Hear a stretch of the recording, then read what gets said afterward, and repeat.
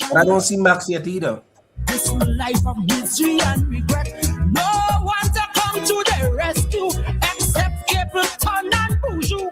So they boom boxes, there they go. Drum out voices from the ghetto. Crying, crying, crying,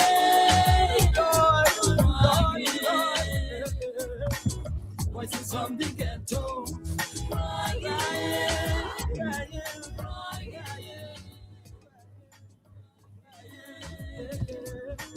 voices from the ghetto. I was born and bred. Come on. Come on. I don't. Jomo, I was saying, right? I was Yes. saying that we could go ahead and then Max will join us after once he gets the link. Yeah, okay, so let's go. Yeah. All right. Just if you can send the thing to him, because I sent it to him, but he's not coming up. I don't know what's happening. All right.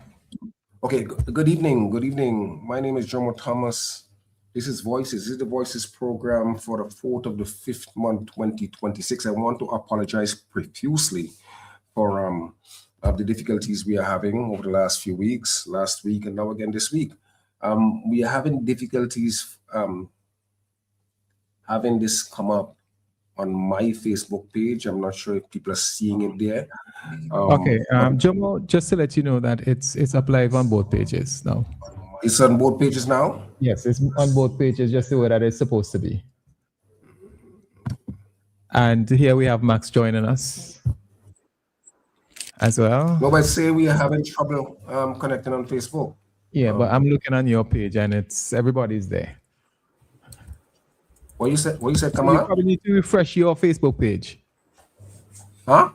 We're live on the radio and you probably need to refresh your Facebook page. Everything is there. Lord, all it tells me is to end the stream. No, don't do anything. Let's just proceed with the program. You're good. Okay, because I'm not seeing anyone coming up joining. I'm not seeing anyone coming up and I'm on your Facebook page, so you can kind of take my word for it tonight. Yeah, all I'm saying is that normally you will see people joining, but nobody has joined. But let's go.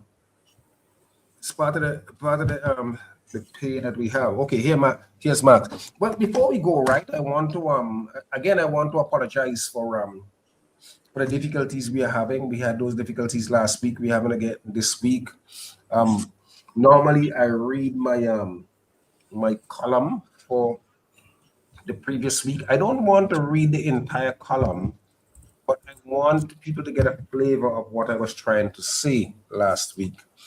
And the piece was called, "Is Ivermectin a Wonder Drug?"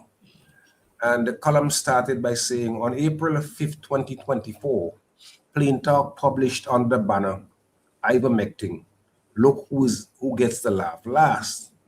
And then on April 22nd, a week and a half ago, 2025, a peer-reviewed study was published in the journal Acta Polonia Pharmaceutica Drug Research. And the piece in that journal was a review of ivermectin use in cancer patients. Is it time to repurpose ivermectin in cancer treatment? And the piece went on to say the largest review to date of ivermectin use in cancer patients find 1, no safety concern, promising anecdotal reports, and strong preclinical evidence of tumor suppression. Now, I wanted to do this piece because people would remember that in the height of the COVID pandemic, there was a lot of talk about horse medicine. And ivermectin was said to be horse medicine. And people laughed at me because I made a public announcement that I had taken ivermectin. And clearly, as we saw in the piece that I did last year, where a group of doctors and scientists in the United States sued the Federal Drug Administration, and the judge had ordered the FDA to take down its advertising, which essentially tried to place ivermectin in a bad light. So I brought the piece back to show that not only was ivermectin a useful drug at the time of COVID, it was very, very cheap. But beyond that, it was suppressed primarily because Big Pharma, particularly the people at Pfizer and the people at Moderna, wanted to suppress ivermectin so that they could go on to make billions of dollars. But in addition to making billions of dollars, hundreds of thousands, millions of people across the world died as a result of this horrible treatment. I saw Gert Vanden Bosch, the Danish doctor who used to work with Pfizer. He's a virologist. He used to work with Pfizer, who said across the world it is estimated that about 17 million people have died as a result of taking the vaccine over the years. So I don't want to go back into the whole piece, but I wanted to bring that to the fore to let people know that sometimes, when I end this program, I say what you don't know can kill you.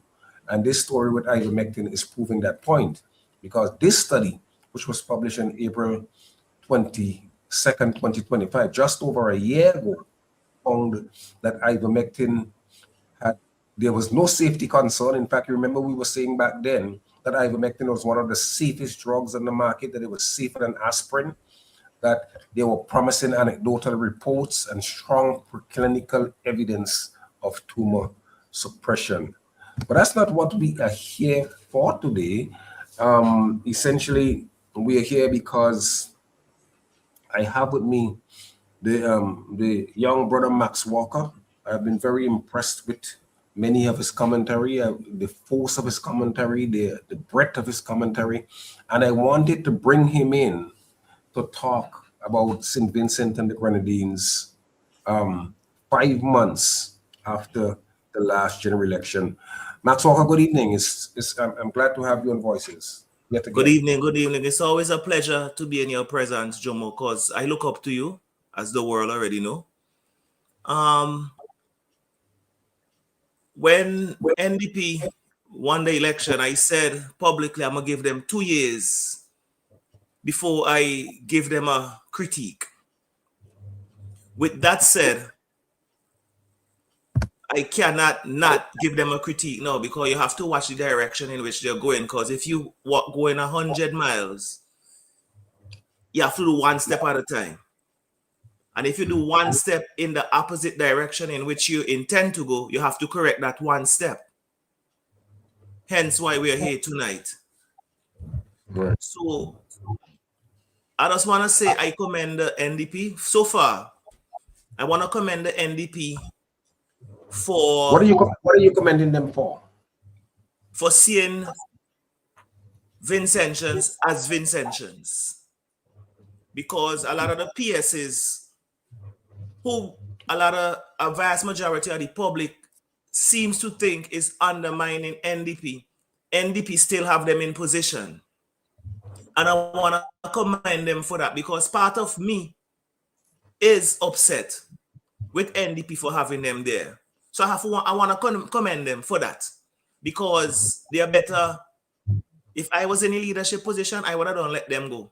Relocate them, because the Constitution protects them as public servants. I would have done send them to different places. So I want to commend NDP for that, for seeing them as Vincentians before seeing them as ULP supporters, before seeing them as ULP hardcore loyalists. So I want to commend them for that, because I don't know if I would be able to do that in their position. So that's why I'm commending them. Very well. It's a point to be made, because there was people may not remember this, because it's so many days and months and years ago, that within a week after the ULP got into power back in March 27, it's 27 or 28? I think it was March 27th of 2001, a number of people were dismissed. And over the years, people were pushed around. Remember the police officers, 3 police officers. One was sent to the port, one was sent to income tax, one was sent to the Ministry of Education. Evidently, illegal moves on the part of the administration, because I think the gentleman who was sent to the port is, what's his name now? The man who is on the Police Service Commission. Another one, as I said, was sent to the Ministry of Education, and then there's the case of Mr. Stapleton, who was a PS, was sent down to the Prince Tree. A number of people were moved around, and Max, there's something to what you were saying. I am not such. Look, governments come and governments go. Governments are going to put in their loyalists in strategic, important positions. Correct. And I'm not going to fault any government for wanting to do that. What I would want and what I would expect is that whichever person goes in with the new administration, that person would not become a square peg in a round hole. That person would be trained, that person would be certified, or that person would be experienced, and that person would be able to carry out the job which he or she is assigned to do. But Max, I hear your point. I hear you commending them for doing what you might not have done. But are we not making an error when we believe that because somebody was promoted under one or the other administration, that person is necessarily not a patriot, but really a party plant? Are we not sweeping with too broad a brush when we think that that's the way people are? Well, we would be setting ourselves up if we don't think that's the reality. Because a characteristic of human being is to be biased. So it's clear that some PSs are biased towards ULP, and it would be counterproductive, in my opinion, to keep them there, especially if they're showing that they're loyal to the past government, and they might not have the current agenda of this new government in their future. So they might willfully slow down the progress. They might willfully not do their work to the best of their ability. They might willfully. But Max, people have always said that, right? But that is not the way the civil service work. People always say that, the civil service, people cannot be moved, people cannot be dismissed. But when you are slotted in a position in the public service, you are given a task. You are given, you are employed, you have a job description, and you are expected to perform. If you don't perform, then you can be reported to the Public Service Commission, right? You can be reported to the Service Commission, and the Service Commission, the chairman and all of the other members can take the necessary action that would cause you to act in the best interest of the country or to perform the task for which you have been employed. So this notion that a public worker, a civil servant, a permanent secretary can simply do whatever he or she wants in an administration is not correct. That is not correct. I mean, that's partly more propaganda than reality, because there's a Public Service Commission that oversees what public workers do, and public workers are sanctioned all the time in the public service. Some of them are removed, some of them are dismissed. I represent a number of people who came up on charges. Had they lost their cases, they would have been dismissed. So this notion that people cannot be moved in the public service is really not true. But Max, one of the things I wanted to ask you about, I know that the elections of 5 months ago, and I know that you spent a lot of time, you spent a lot of energy in the last year and a half, 2 years leading up to the elections, speaking to some of the things why you believe the ULP ought to be removed. Now that the government has been removed and you have heard some of the things that you have been hearing for the last 5 months, do you feel justified in the strength, the force, the power, the vehemence with which you had carried a campaign calling for the removal of Ralph Gonsalves and the ULP? No, I definitely don't feel justified because it's funny that you asked me that because I'm in the process of getting some merchandise made with the logo Justice for St. Vincent. It's one thing to make allegations, and when you make allegations in Parliament, it's assumed that they're talking the truth. And all this talk for me, I want to see actions. I want to see people held accountable. I want to see assets frozen. I want to see people being hauled to court. I want to see them prove to us they did not do what they said they did. What NDP claim that's happening. Contractors getting full check. Houses haven't been built. You're getting a check today and cash it tomorrow at the bank. You're getting $100 bill like this is a Pablo Escobar episode on Netflix. So, but like I said, I'm giving them 2 years because if you take them to court and you don't have the necessary evidence, the cause is lost. So I'm giving them time. I'm not in the mix to understand the inner workings of how these things operate. So I'm just sitting back and observing. But a lot of these things that we're hearing, the whole country knew about it. And I'm not going to hold NDP alone accountable for bringing justice forward. The citizens of St. Vincent and the Grenadines aided and abetted this behavior for the past 2 decades because we knew about these things. And we turn a blind eye to it. And then when people say, hey, this is what's going on, they're mad at you. When the evidence come out and they say what we were saying was actually true, they go crickets, quiet. So where is the moral compass of the people in society that we're supposed to look up to and have respect for? So to answer your question, I don't feel justified. Right now, I don't feel justified. I feel relieved because the hemorrhaging have stopped. St. Vincent have kind of stopped bleeding. And we're in the process of putting stitches in the cut, but the cut is still there. So fundamentally, what is it you would like to see happen? I want to see people held accountable for the allegations that I've seen. The people who sign off these checks, the person who authorized a contractor to get full pay, St. Vincent people money, Vincentians money. This is not a private entity. The person who signed off, authorized a contractor, Max Walker, supposed to get a full check for a project that haven't even started yet. We want to see that person held accountable. Haul them off to court.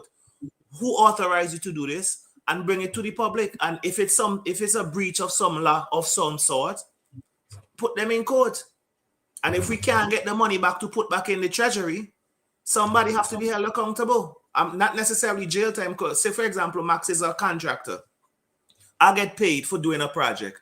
The project isn't done, but I got money. Therefore, Max Walker owe the people of St. Vincent and the Grenadines some work. Find another work and let Max go work that money off. They don't necessarily have to go to jail. Balance the books. But Max, I got to tell you that I hear what you're saying, but I think some of the things that have come to the fore deserve lessons to be taught.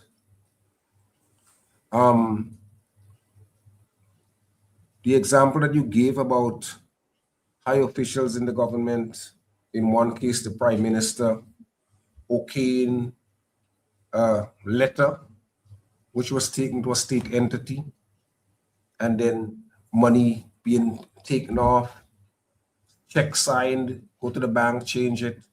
I think there is enough in that to establish a pattern of corrupt practices. And there's criminal law. There are things in the criminal law books that allow for that matter to be dealt with. I think that there's also enough based on some of the things that we are hearing, for there to be charges grounded in misbehavior in public office. Okay. Now, I don't know what you think, but I remember as a little boy, under colonial times, I heard of people who were tried and charged and convicted, and some of them went to jail for taking small amounts of state money, what they call money belonging to the crown. Small amounts. And there are always stories. And some people who are older than us may be able to come on tonight and tell us about some of those stories, us individuals that they know about. But none of that has happened post-independence. The closest we came to that was the Commission of Inquiry into James Mitchell's handling of the Otley Hall matter. And even there, after wasting millions of dollars in a Commission of Inquiry, that didn't get too far, because the previous administration back in 2005, with an eye to the 2005 elections, got Justice Ephraim Georges, who was the chairman of the Commission of Inquiry, to give an interim report. And in that report, Georges found that there may be issues upon which former Prime Minister James Mitchell can be brought up. And the former Prime Minister James Mitchell, because he had the resources, was able to fight that case all the way up to the Privy Council. The Privy Council, contrary to what a lot of people say, particularly people who support the NDP, did not absolve James Mitchell, you know. What the Privy Council said was that Ephraim Georges' report had all of the colorings of bias, actual or apparent bias. And that's what the Privy Council ruled on. But I think it is important for people to understand that I personally would love to see, and I don't agree with you that nobody should walk off nothing. If you collected government money in November and you ain't nothing yet, I think that you should be, unless they're giving you immunity to get some other information, I think you should be brought before the court on corrupt practices. Fair argument. I'm not in no walking off nothing. Because fair argument. I guess I have a soft spot for Vincentians. Yeah, but it's evident that the only reason that some of these things are coming to the fore now is because there has been a change of government. Yes. Had there not been a change of government, there might have been whispers about it, but we may never have had the actual information which tells us that certain people have been engaging in certain kinds of action. So I don't believe in walking off nothing. Like you correctly said, there have been instances where people were occupying state property for months and months and months and months and months and years and didn't pay a single cent. Yeah. And then when elections come in close, somebody smell the rat and say, well, boy, let me try and pay in something here, right? But if you check on square footage of property, national property that was rented, and you compare the rent that you collected over all of these years with the rent which other business people, let's say at the Argyle International Airport, is paying for much smaller space, you would know that there has been a monumental ripoff. Yes. Of state resources. And that is because certain people were connected to the former administration. And so I am all for doing a proper accounting and to get those people to pay. And like you said, the income tax department, some of these people who are making millions and millions of dollars, has the income tax department gone? Because remember, the former prime minister was famous for going into parliament and talking about this section of the population and that section of the population had not been paying taxes. It would be crucial to see if any of his clansmen or women were paying taxes. We're paying their fair share. Or if many of his the people who are on the public post and who are making a lot of money, whether they were paying taxes. So that's where I think we should go. But do you have, Max, any idea beyond the corruption? Is there anything that you detect in St. Vincent that's different? I don't know what's the last time you have been here. I don't know if you've been here. I was home in January of this year. You're home in January. So after the election, right, the energy felt lighter. And the energy. St. Vincent had a blight that was lifted election night. Vincentians had lost their voice. They were afraid to bawl. They were afraid to. But Max, you would agree with me that there was a lot of talk in St. Vincent, though. I mean, maybe 2010, 2015, but 2025, people were afraid. You still think that? Prior to election, 2025, it amplified. Because it's an election year, and by nature, an election year, people start to talk. But 2023, 2024, when I came home prior to election, people frightened for me, Jomo. Boy, them not go lock you up. The police, boy, careful. I love what you're doing, but careful. Now, everybody have something to say about something that they're not happy with. And if it's one positive that I would take away from having ULP in power for 20 odd years, is I don't think we're going to accept another ULP again in the history, in the future of St. Vincent. Because now everybody is impatient. Everybody wants something done yesterday, but they're just telling you about it today. So I think the experience we gain as a country is what not to accept anymore. Mm-hmm. So for me, people are impatient, like I said. The government right now seems to be proactive, in my opinion, but a lot of the proactiveness is behind the scene. And they're not forthcoming with information like we want to hear. So I think that's a different approach, and they're being honest with Vincentians as far as I could see. As far as with the IMF, this is the first time and not that I don't rate IMF at all, because there's another topic for now that we could probably touch that later on. IMF is instrumental in keeping third world countries third world. So anything IMF say, I take that with a grain of salt. But prior to this IMF report here, have we ever heard any IMF report from the previous administration to say IMF? Yes, we have. We have? Okay, we have. I stand corrected. I stand corrected. Many times.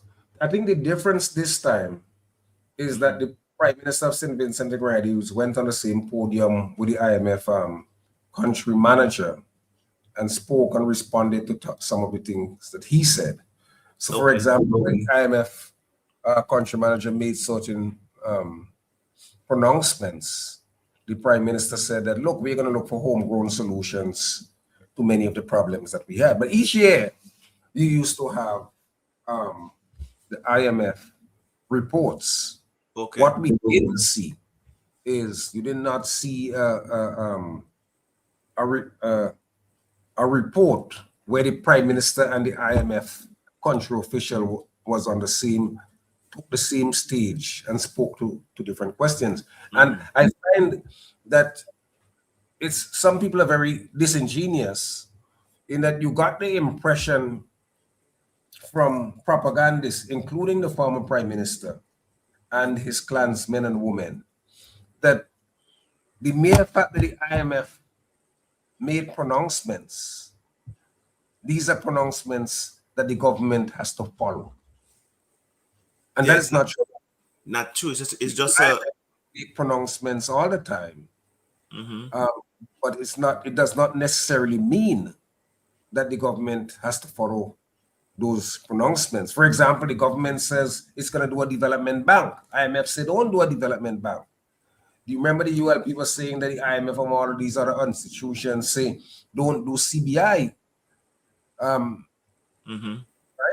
The IMF says, well, we don't think you should do CBI, but if you do CBI, make sure you use all the money to do debt reduction. Now, the NDP government would be the most stupid government in the world if, let's say, it generates $50 in CBI investments and take that $50 to pay down a debt when St. Vincent has the multiplicity of problems that it has. So you have pronouncements by the IMF, you have views and opinions expressed by the IMF official, but you don't have to take them. But the truth of the matter is that the IMF, each year, there used to be the IMF country officials would come, they would do their study, they would make their reports back to the government and the government. But it has never made a big thing.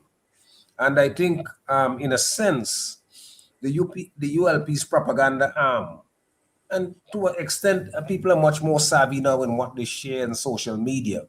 The ULP has a radio.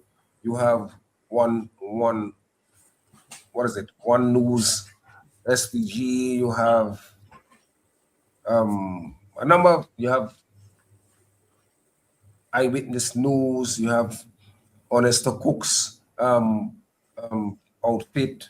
So you have many more. You have Hot 97. You have WeFM. You have Nice Radio. You have a whole host of different avenues. Plus, you have influencers like yourself and others who are out there pushing information, thoughts, and ideas and opinions. So you have a greater volume of information coming at people all the time.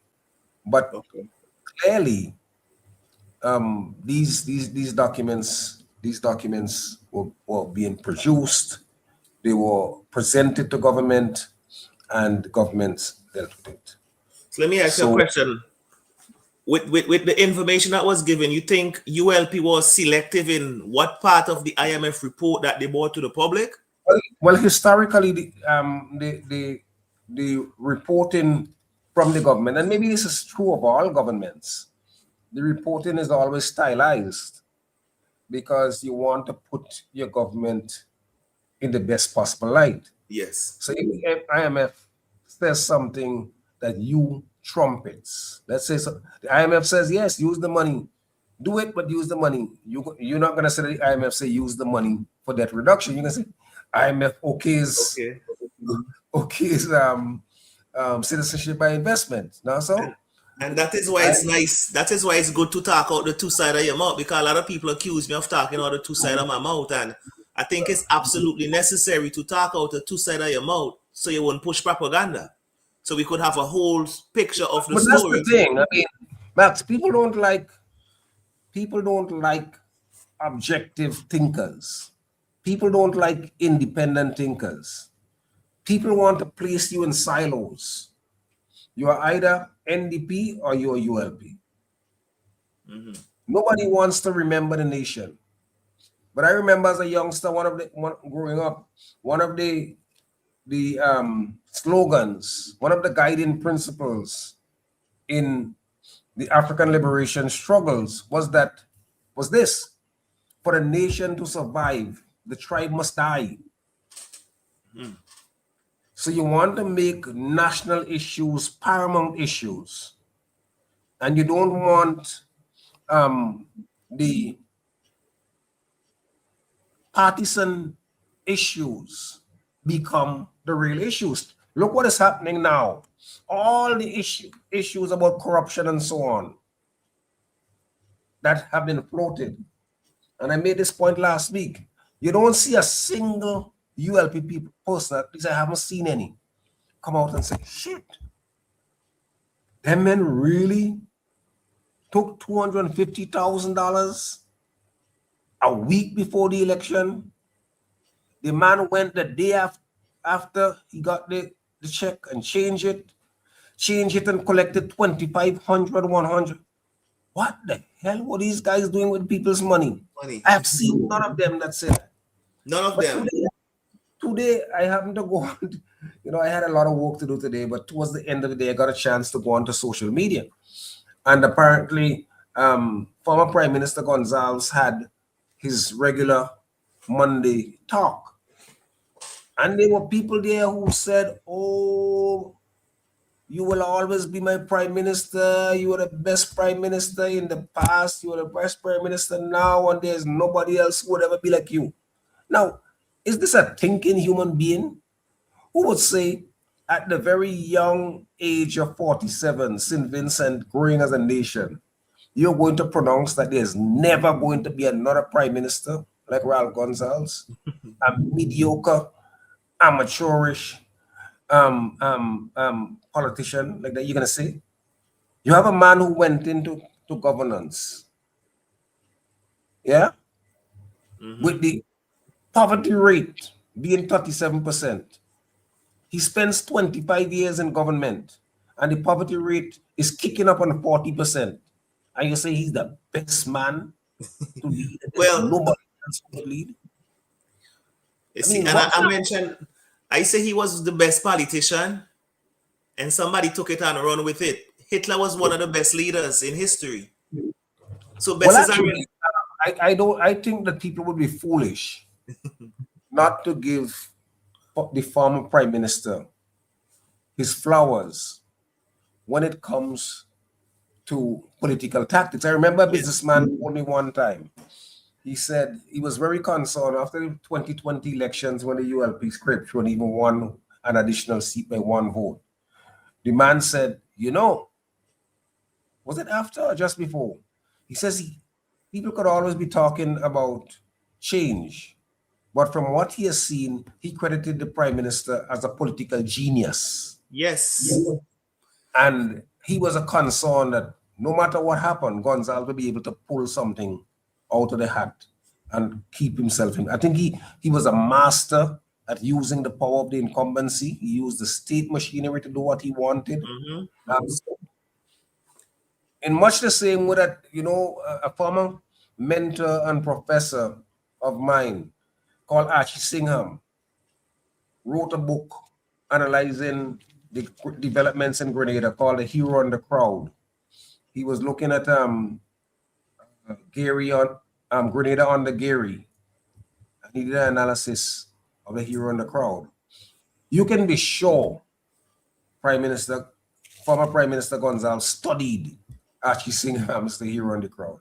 Yes, you can be sure he studied the 48 Laws of Power, which I'm not sure politicians pay serious attention to these, but these are powerful, powerful books. Yes. Machiavelli Prince, I am sure he read these, because you have to know if you're serious, and you could use things for positive reasons, you could use things for bad reasons. Yes. But you have to have the knowledge. If you don't have the knowledge, you're out to sea.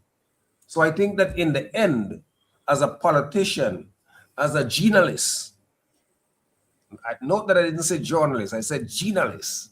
As Americans call a Gina, a smart man, a Caribbean smart man. The equivalent to what we call when we used to call Mitchell the Anansi. Clearly, these are politicians. Mitchell and Gonzalez have been at the top of their game. And people cannot. It's not to say that we endorse some of the horrible things which they did as leaders. Exactly. That we endorse Gonzalez's corruption or Mitchell's vindictiveness and all kind of other practices. But you have to admire their skill. Yes. Control their audience, to control the population, and to literally wrap the population for many, many years. Mitchell did it for 4 times and Gonzalez did it for 5. Yes. Right, so I think that's the way in which we have to look at that.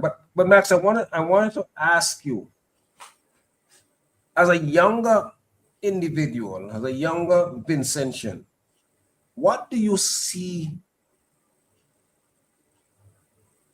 in this government, well, what do you see, if anything, that recommends itself to young people? With this government, Yeah.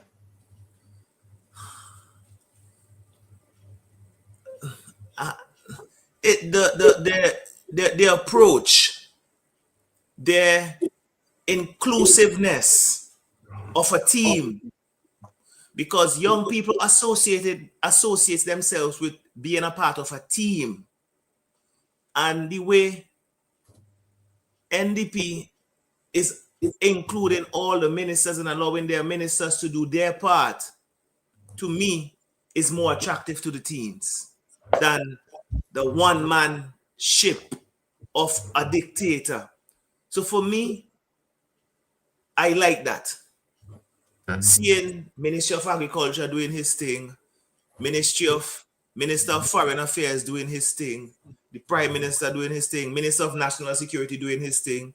At one point, I think Friday was out the country, Likak was out the country, and ULP loyalists was like, who's leading the country? Who's running the country? The two top man them out the country. And I'm like, this is how a government's supposed to function. God forbid something happen and Likak and Friday decide to retire today. But St. Vincent come at a standstill. We have nobody else capable to take the helm and say, look, this is what we're doing. We can regroup and say, hey, what's going on? So to me, that is more attractive and that gives me more hope, because I like to diversify my portfolio. Old people don't say, don't put all your eggs in one basket, because if a fox come and eat all the egg in another one basket, you don't have no breakfast tomorrow. So if you put the egg them in different baskets and the fox come and eat one basket, you have other basket that you could potentially feed yourself with tomorrow. So for me as a youngster, I'm not that young. I'm 45, people. So when me say me young, they might say, well, that old man, you need to shut up. It is what it is. That is more attractive to me. And just the inclusive. But how do you respond to a ULP person who said, oh, you know, on the ULP we had Prime, we had P, we had this, we had that. Okay. We're not hearing about these kind of programs. What I will say to those people, what have those programs contributed to the upward momentum of St. Vincent and the Grenadines? It's one thing to spend money, invest. It's another thing to get a return on the investment. So if we spend $1 million on Prime, how much money did Prime bring back into the economy? That what me want here. So me want here no long talk enough. We had this, we had that, we had the other. You had liabilities. Were those actually turn into assets? That's my argument to them. Right, because one of the things that we need, and this is why I think that in the state machinery, we need to have an investigative arm. Because I remember in the early days of the ULP when they had, I guess it was, might have been Prime under another name, where a lot of young women got money to do small businesses. And then the question was, what was the repayment rate? So somebody get $15,000, $20,000, $25,000. Did that $25,000 lead to a sustainable small business? And how many of those $15,000, $20,000 proposal failed? How much became sustainable? Exactly. And of those that became sustainable, how many of those persons saw it as their bounden national duty to repay the money which they borrowed so that somebody else can get a chance? Thank you. So I think we need that investigative to do that. But you're right again. When we look at some of the things that are happening, we wonder if the mayor program, the announcement that there's I remember the ULP had set up a youth advisory council. I don't know if you recall. And in the 2019 budget, that youth advisory council had a budget of $6 million. What the hell they did with it, I don't know. But that was almost as much as the money that people in social welfare or even more than the people in social welfare had. And that was just a youth council. But That's I don't alarming, think eh? people pay attention. People pay attention to these things. But again, I ask you that question because the vast majority of people in St. Vincent are young people. They are your age and younger. They are not as old as I am or as old as many other persons my generation. So I want to know what you think. Do you see any particular thing that is being put out that our women folk can benefit from? Me being out, I haven't seen much because like I live in the diaspora, so I'm not on the ground and I don't really pay particular attention to certain things. I only go by what's on the media and go off of that and what is in the newspapers and what I hear on the radio in the morning. But one of my concern, my serious concern is the mindset of the people.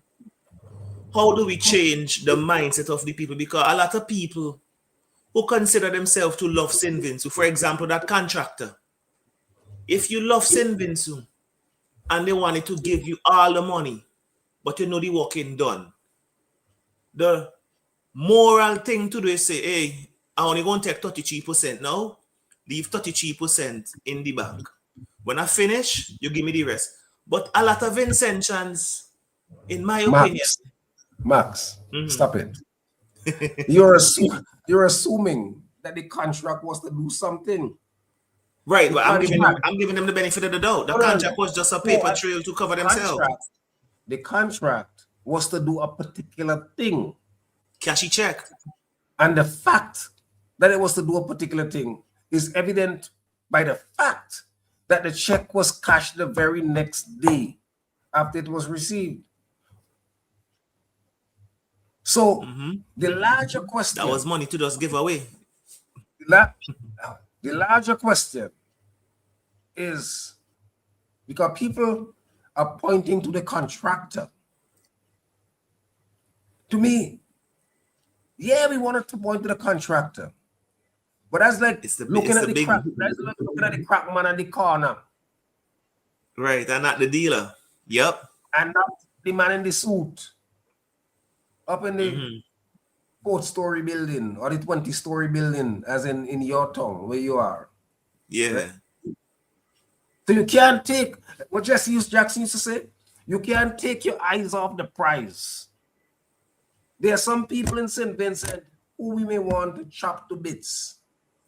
The way to do it is to tell them, look, you're in serious jeopardy, you know. As a senior Starkey John used to say to us in the law, you know, I was talking to him something, he said, well, you know, my brother, this man has a number of doors a number of gates to unlock. You know. So you want to have people. You want to look beyond the man selling the crack on the corner and say, I am going to give you a blind. Show me where I can find the man in the suit. Yes. Because that man had no authority to strong arm the people at the National Lottery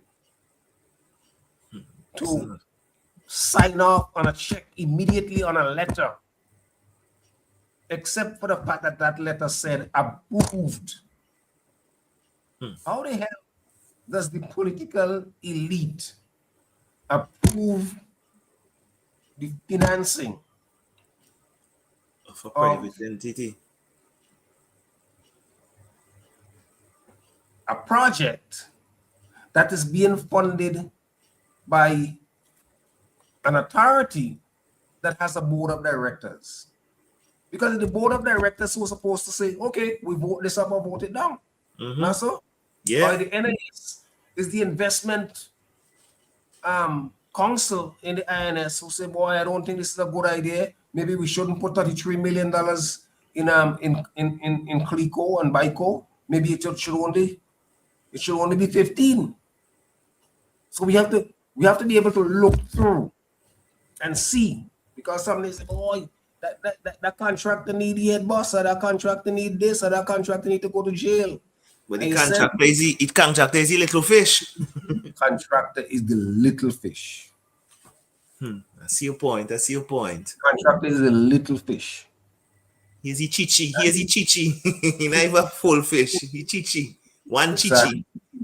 And that's why we have to begin to think broader, because we do these things good, you're gonna have all kind of issues related to misbehavior in public office. Public office. I saw a case last week coming out of Belize, where the court ruled that a minister was wrong to overturn a decision done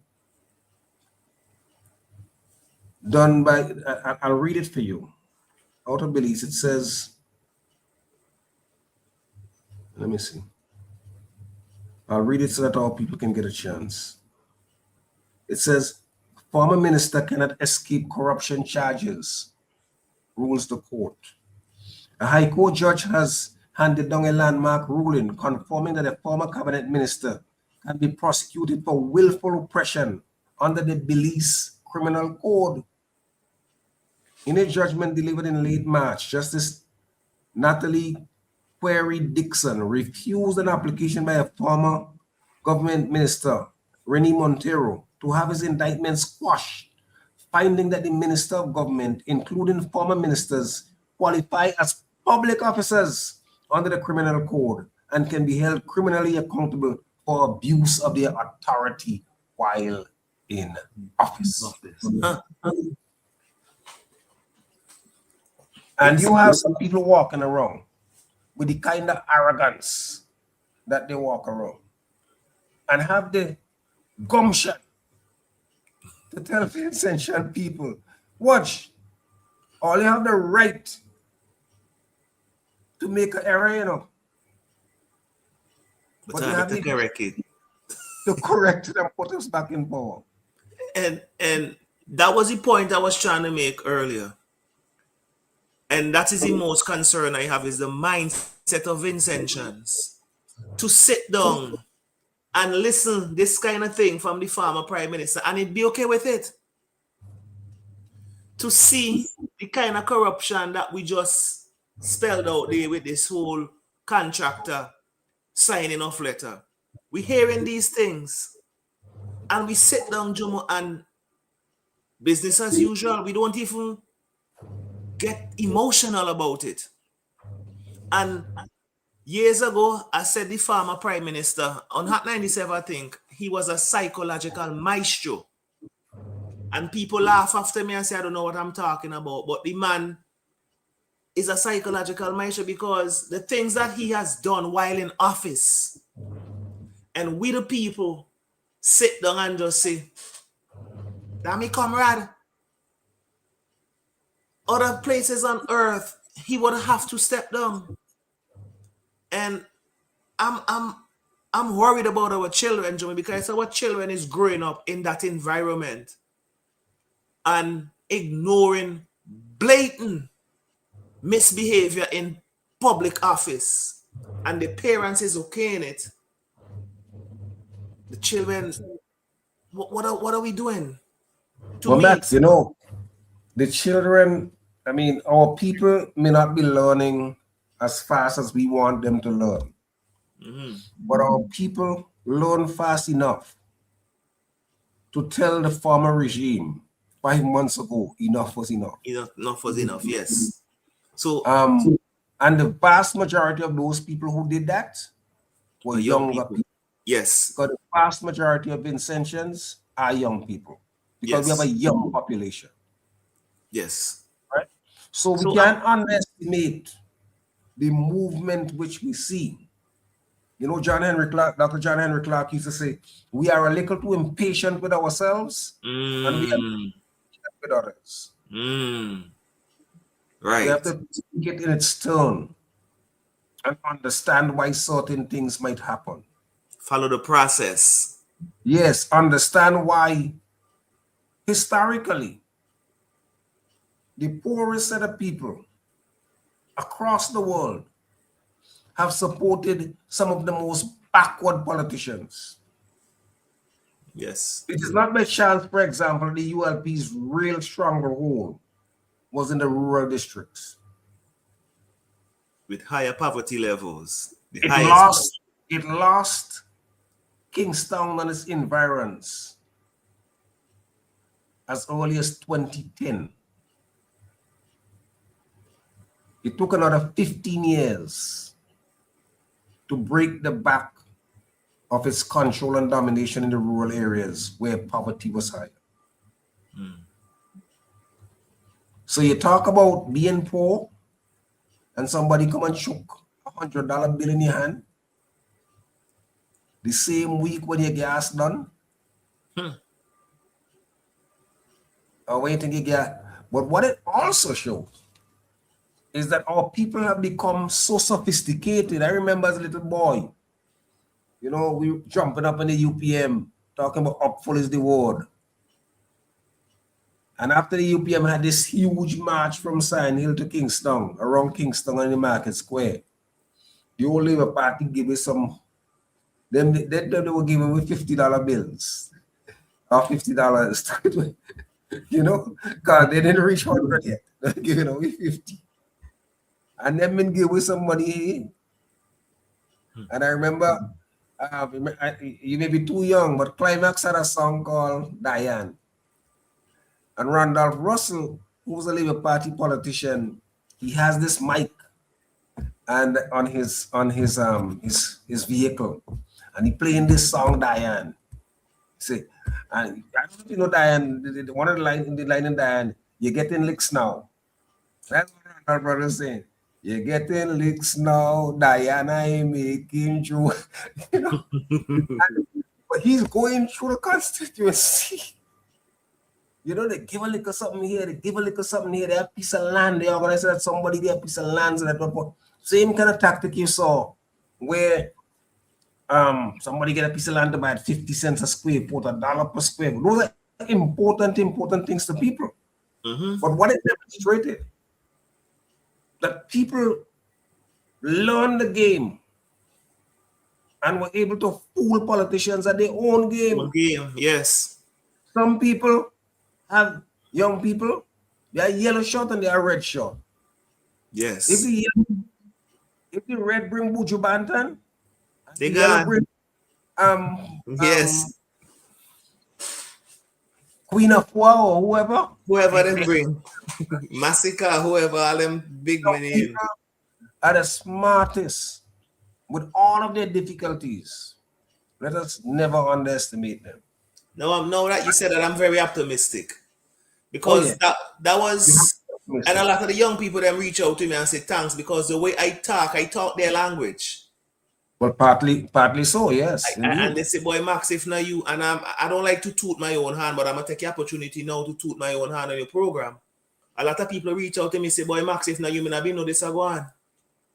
Right. Well, that's the thing. Some people rely on you for information and you have to carry it. This is why if you go on my Facebook page, you're not going to see a lot of foolishness. You're not going to see partisan politics. You're going to see me trying to raise certain things. Yes.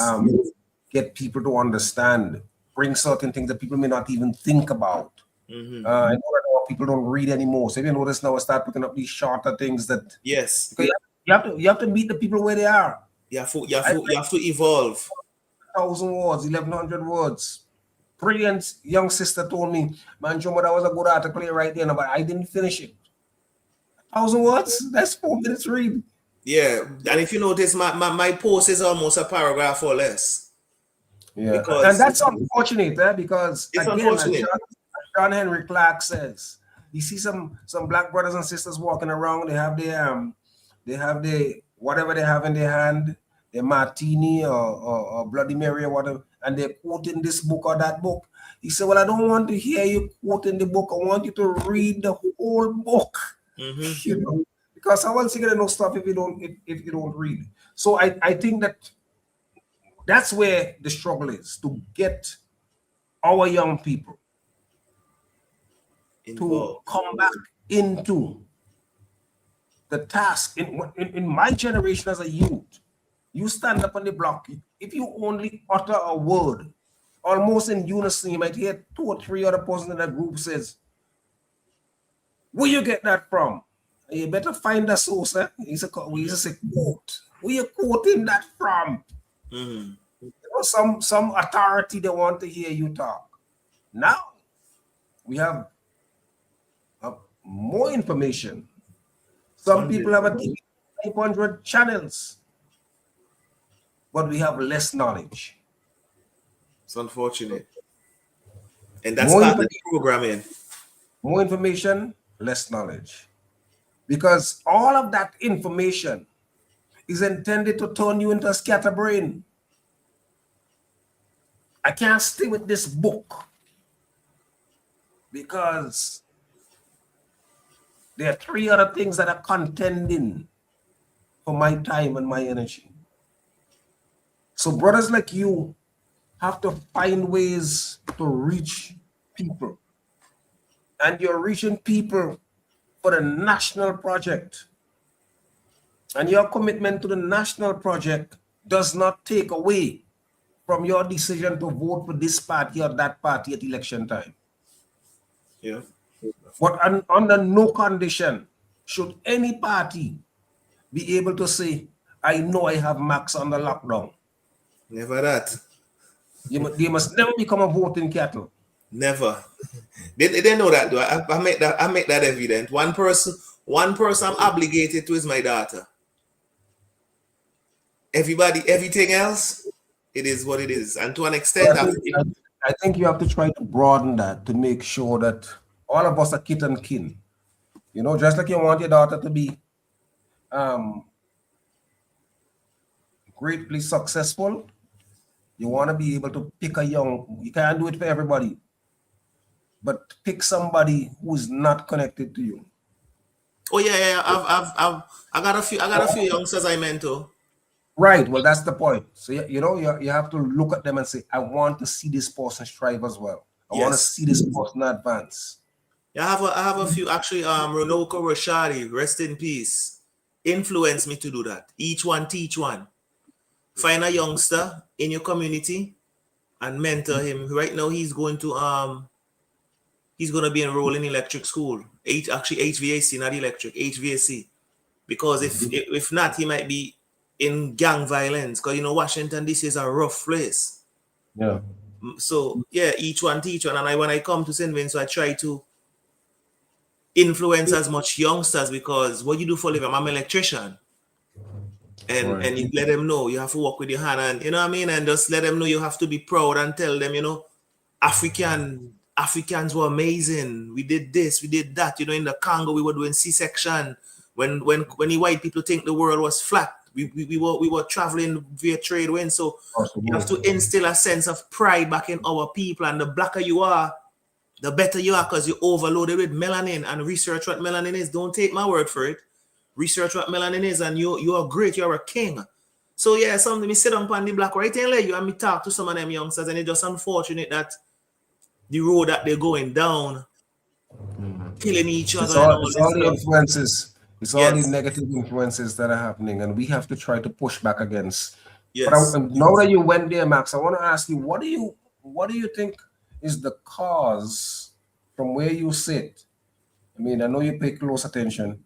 What do you think is the cause for the upsurge in violence, for the upsurge in homicides that we saw in the first 4 months? We have, I think, where were we now? 16?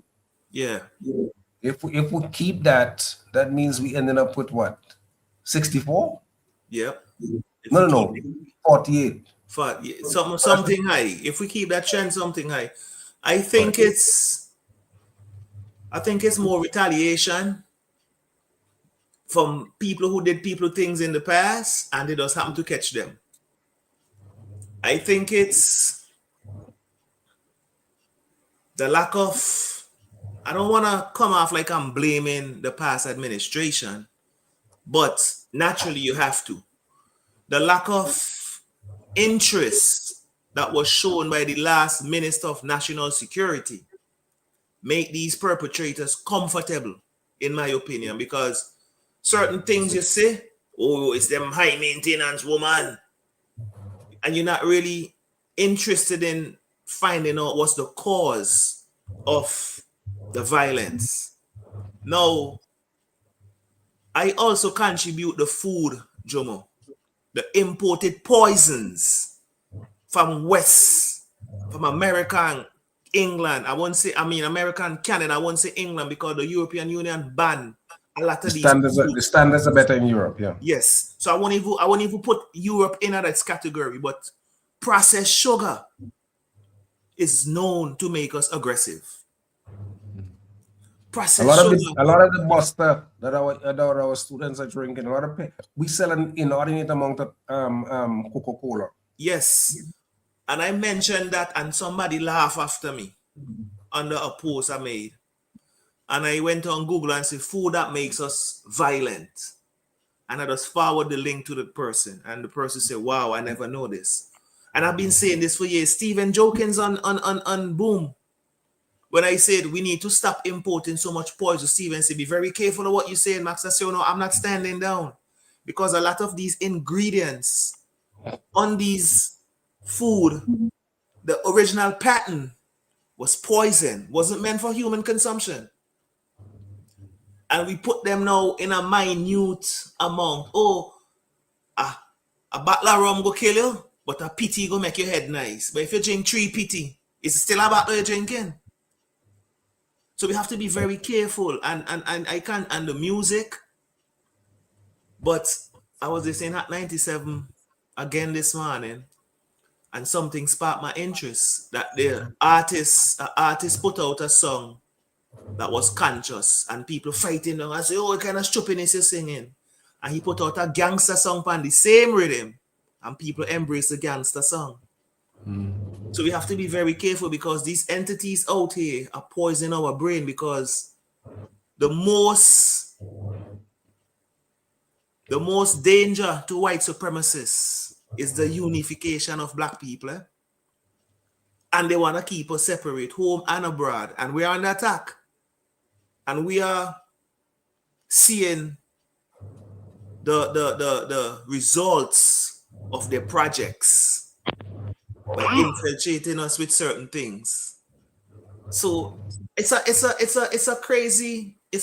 multiple things to me where I say contribute to violence. The drug trade. Chomo, we have a caller. Caller, good evening. It's time for your voice. Good night. Nice program. Mark, custom listening all the time, just but you have to say true, because if you can remember, no people might remember and some might not. Steve Paul's have a tune, right? What's wrong with the people? Whoa. Chemicals in the food to control population. Intention to build plastic nation. So it's like people them now watch them eat. What's so long? Rasta tell them what ital is vital. That is the only thing can maintain the spiritual, physical, and the mental. But the people don't listen. So sometimes you have to leave people and to karma. It's not so much that people don't listen, People are overwhelmed by information. People, if you go back 40 years, you may hardly see any overweight person or obese person. Over the last 40 years, the consumption of sugar, the consumption of salt, the consumption of processed foods. People used to be living 800 years, 900 years, living off of ital. From the beginning, just put man in the garden of Eden, and say all green herbs and given to man as meat. People that take flesh and tell you that meat. So this is what destroying the human mind and the physical appearance. Change your mind. If you eat cat, you got to think like a cat. If you eat pig, you got to think like a pig.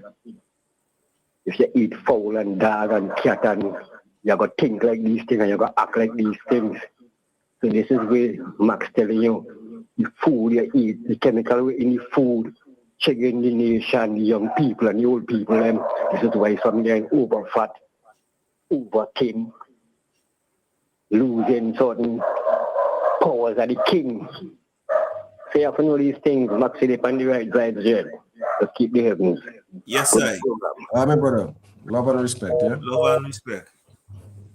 Matt, what do you think explains the kind of frustration that you pick up on social media of persons who voted for the New Democratic Party who are now saying, look, I don't like what's going on. What do you think? What explains that? I think people, vengeance. One word, vengeance. They feel revenge. We suffer under labor. We don't want to see no labor people flourish. To me, that's the mentality. And knowing that certain people were instrumental in the destruction of the Vincentian economy, they are wary of having them still in a position to potentially continue to destroy the economy of St. Vincent and other aspects. I'm just using economy as one example. So it's like you catch a thief man in your house, Jomo, red-handed, but me say, oh God, Jomo, allow him to come and eat dinner with we, run your table. So you have to understand where the NDP supporters coming from. But on the flip note now, it's just allegation. We have no evidence that these people in this position did what we accuse them of doing. Look at API woman gone. 3 times she make a mistake. 1 time is a mistake. 2 times is a boo-boo. 3rd time is willful. So sometimes it does just love. Max, you really think that episode was a willful episode? Yes. I mean, yeah. 3 times. Why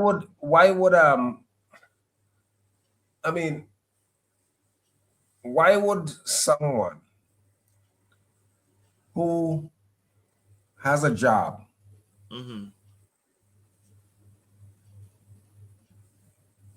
do the kind of what you might want to call mischief? Because to put their job in jeopardy. Because subconsciously, Friday night, me Prime Minister. No. I hear that point. Because I mean, for example, since November of last year, I have spoken 3-4 times per week. And at least 1 time out of those 4 times per week, if I happen to mention the Dr. Ralph Gonsalves, I may start to say Prime Minister and then catch myself. Yes, because remember, but that is because muscle he was memory there for such a long time. It may not mean, and I'm not making a defensive on Nadia. I know Nadia has been always a long-standing ULP supporter, but nothing is wrong with that. Right, that's all right. That's a constitutional right. And I think we need to say that up front. Nothing is wrong with that. What we demand of her is that she be an upstanding professional. Because again, if people read the 48 Laws of Power, that outstanding, and I beg people, if you haven't read it, read it, please. You can go on Google it, and it's there now because the book is that old. You would see how a state or businesses can use, like for example, a new chief executive comes in and he knows that, I know that Max was angling for this position, Max didn't get a position, so Max might have some grousings. But I can use Max strategically to make him feel comfortable in what he's doing. And at the same time, both Max and I are carrying forward the project. rather than Max sabotaging me because I kind of eclipsed him for the job.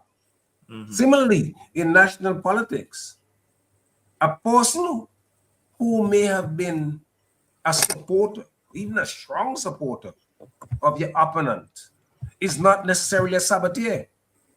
That person may concede that his unit, his party has been defeated. He may acknowledge that there's a new dispensation, and he or she may work in the national interest. But I really don't think, I really don't think that incident was malicious. a malicious incident. Okay.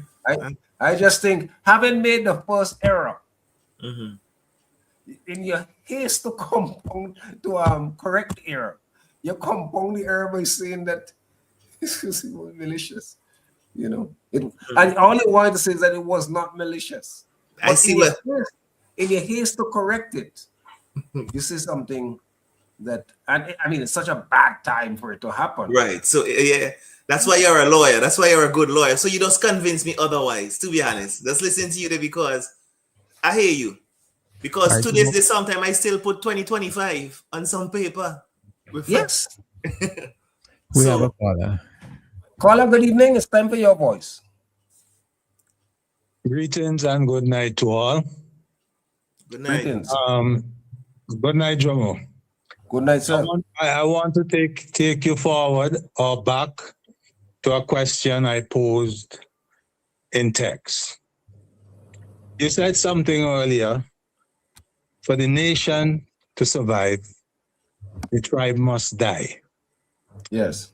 So my question is, what does the death of the tribe requires in SDG? Well, I think that I remember I used to be a part of an organization called the People's Movement for Change. It was formed towards the end of July 2008. And the motto then was people before politics, country above self. I think if we could inculcate into our people that the politics of the nation must be fundamentally about the people rather than the party, rather than the tribe.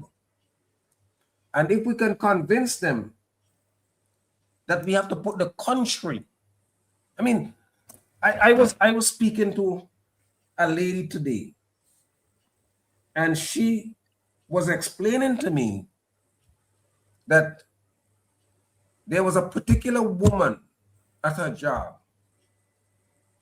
who had frustrated her to no end. And she laid out ladies highly qualified, highly qualified. First degree, master's degree, certification here said, right? Highly qualified. And her supervisor is frustrating her. But guess what? The supervisor is an NDP supporter. But she was there. She was the boss woman under the ULP. She was an NDP supporter. So now her party is in power. And she is prepared to grind that young woman to the ground. So it's people before politics, country above self. You have to drop the tribe. Because as we saw, right, in Rwanda, there was the Tutsi and the Hutus.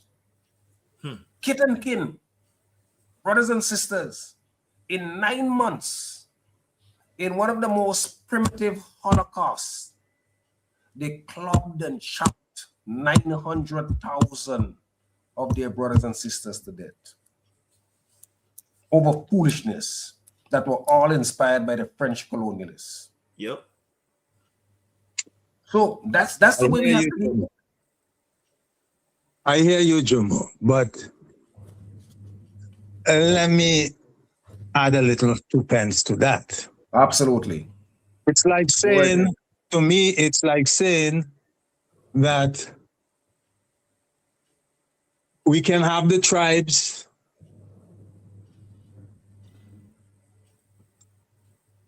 and the nation will still survive.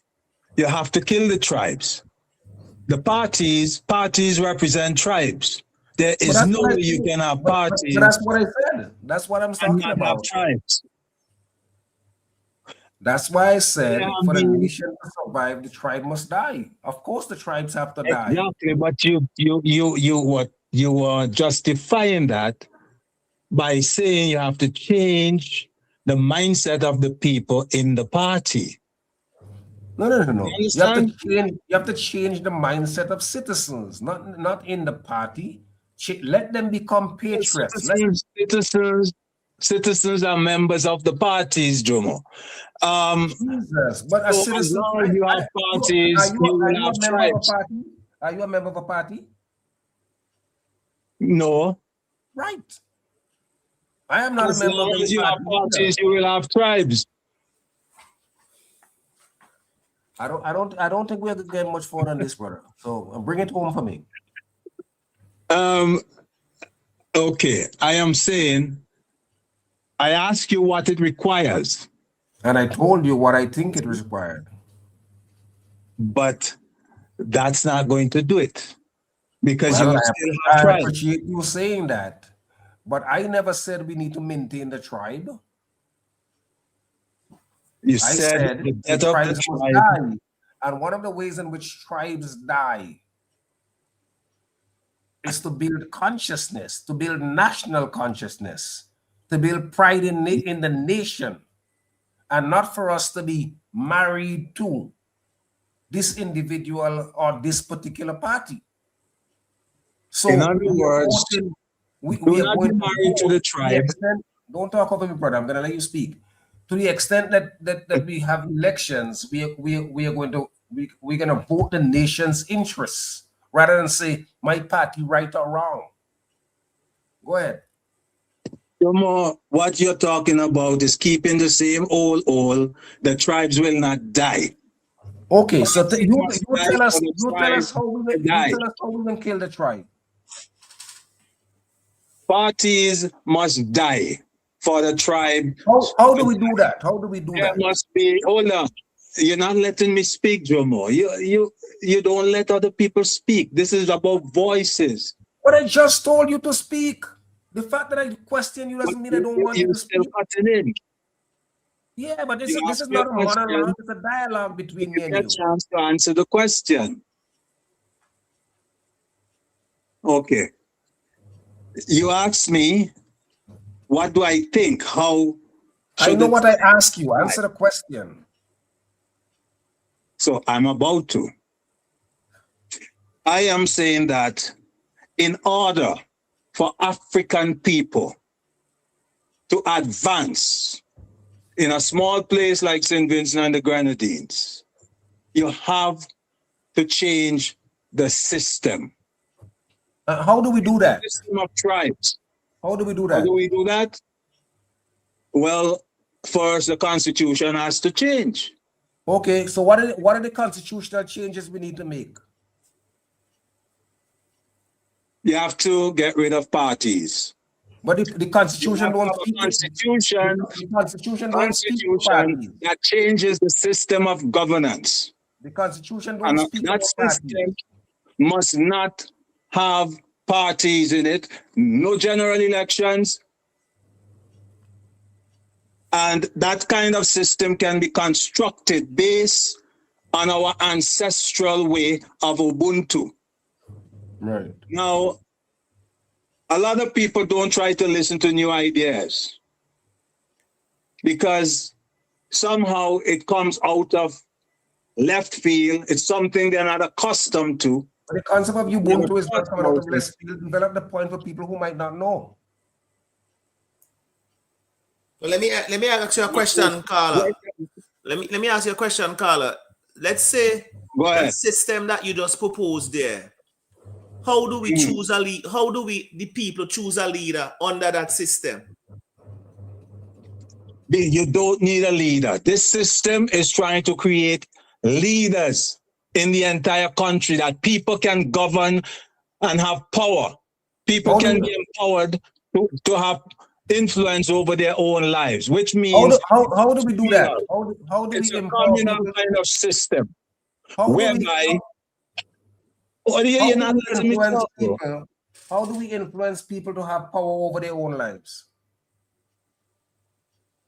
I'm trying to show you that we And who does the influencing? change our constitution to create one that empowers the people to become involved in the governance system. Right. We don't have that kind of system now. What we have is tribes. And I cannot explain this because you need other people in your program. Your program is coming towards the end, but it's a system without general elections, without past and post elections, and it's a system whereby no one person necessarily have to be a prime minister. You see, we fail to think about other ways that we can govern ourselves as African people. And there is a way to do this. Yes, people have to be educated about it, but we can do But is something that not all? That is better not all than part what of we the have parcel now. of raising consciousness. Hmm? Isn't that the education that you talk about? Isn't that akin to raising consciousness? Of course it is, Jomo. I never said anything negative about what you say about raising consciousness, but you cannot get to the state of the death of tribes by maintaining tribes. That's what I'm saying. And who asked? So you think that you think that you could administratively get rid of the tribe? So you ban the tribe, and that means the tribe is done? Jomo, you were speaking about political tribalism. There are other tribes as well in terms of social groups and so on and so forth. Yes, there's a particular, but I'm speaking about governance, political governance in our That's what country. I'm speaking about too. We are a small population, and there is, once you start having parties, your population is divided. Okay? All right, brother. You got to go to them. The Eurocentric way We of can't carry this on thinking. any further because you're saying the same thing over and over and over. So bring it to an end, please. No, well, Jomo, I will go peacefully because I don't know think- why you want a war. I have allowed you to speak for more than 10 minutes. You spoke longer than anybody else. Why is it about peacefully? I'm going, Jomo. Bye, man. Have a good night. Until we meet again.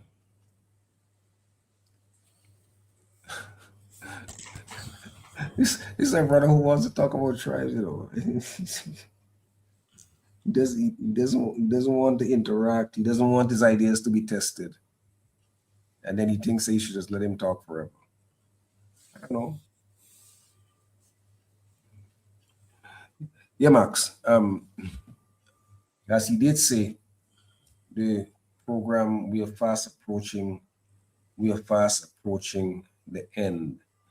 Earlier in the program, you talked about giving the government about 2 years before you get a chance to be able to really test and to feel whether it's something that you can deal with.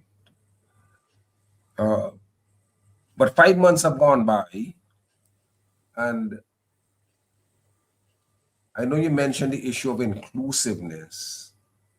Is there any other marker you see that you can give a positive check to in the ways in which things have gone in the last 5 months? The bleeding of St. Vincent has stopped. The bleeding has stopped. Well, some people don't say that. I saw a man today. The man was walking up back street and he was saying at the top of his voice, I tell them so. Well, let them suffer. Because for him, like his leader, the people made a mistake. Well, when a heroin addict is weaned off cold turkey of a heroin, the body goes to a change, withdrawal syndrome, and they get aggressive, and they feel like they want to die. They vomit and they do all kind. So what, in my opinion, what I see some of those people is experiencing withdrawal syndrome. They're in denial, and they're so used to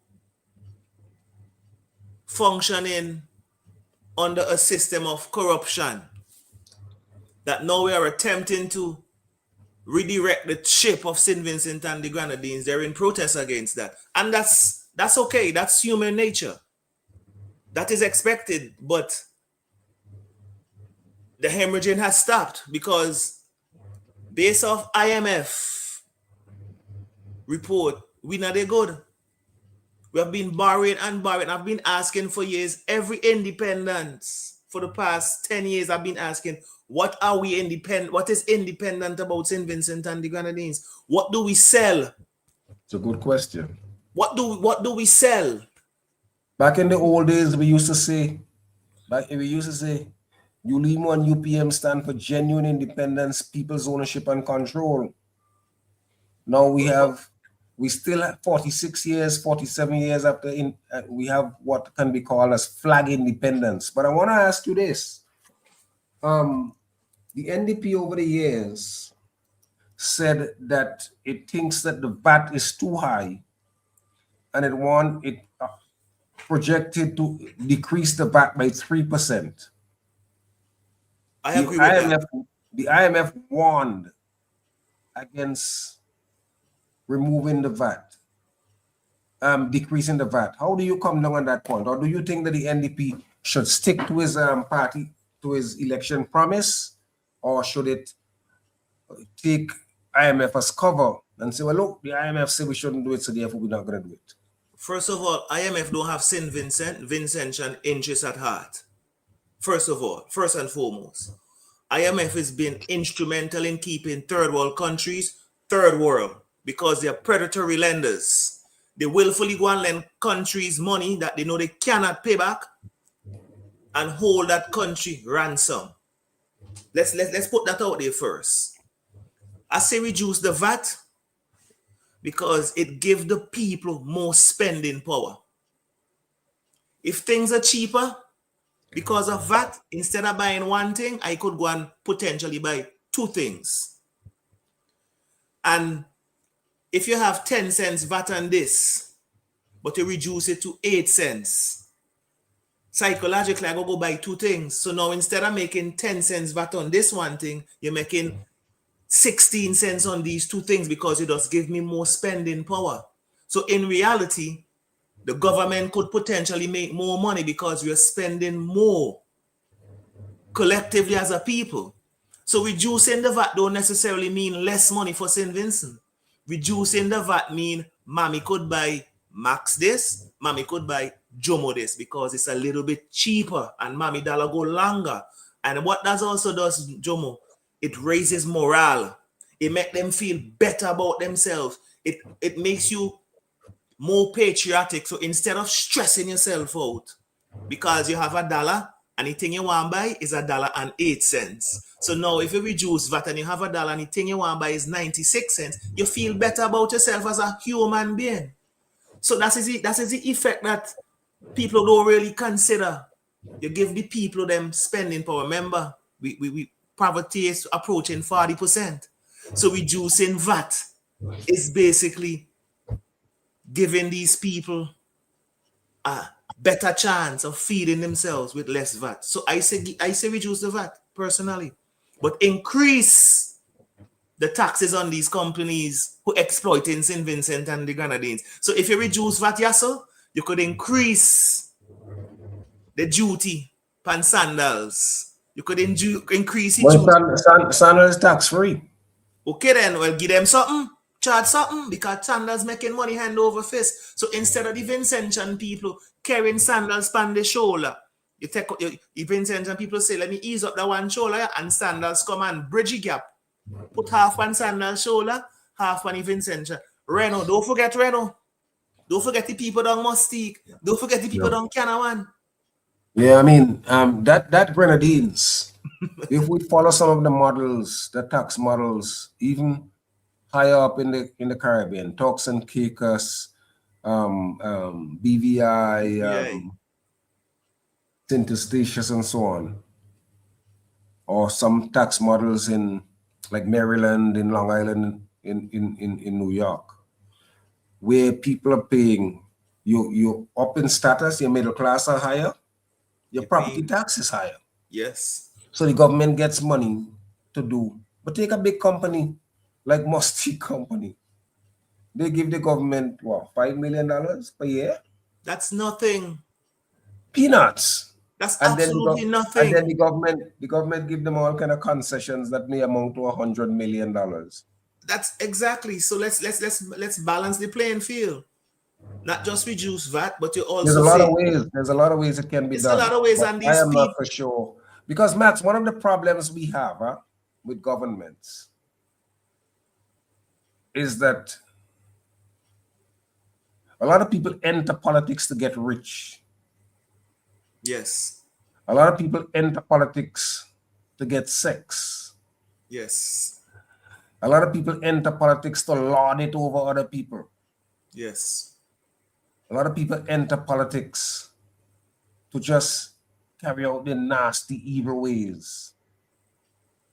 sad reality, man. And if that's the basis upon which you enter in politics, rather than assist people, you're going to make people's lives more difficult. Yes, unfortunately, that's the reality. Think it's the president of Uruguay, the poorest president on earth. Is what, Uruguay or Paraguay?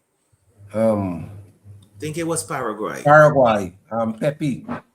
He's a perfect case study. He should perfect case study for politicians all over the globe. The poorest president in the world. What's in the world. Pepe Lopez. And I think Vincentians need to research that guy and see. Yeah. We don't expect nobody to mimic him or become the new him, but at least why we don't expect nobody to mimic him? Because everybody different. At least strive to be like him. Mm. Take one day out of the week and do something. Every politician take one day out of your work week and say, I'm gonna do something he do. One day a week, 12 days a year. And if every politician do that and then we increase it 2 days, increase it 3 days, and then all of a sudden it becomes culture. Yeah, Max, his name is not Pepe Lopez, his name is Jose Pepe Mojica. Okay. He served as the president of Uruguay from 2010 to 2015. And he's widely perceived as the poorest president in the world. And each payday, he was working for $12,000 a month. And each payday, he gave away 90% of his monthly salary to charity.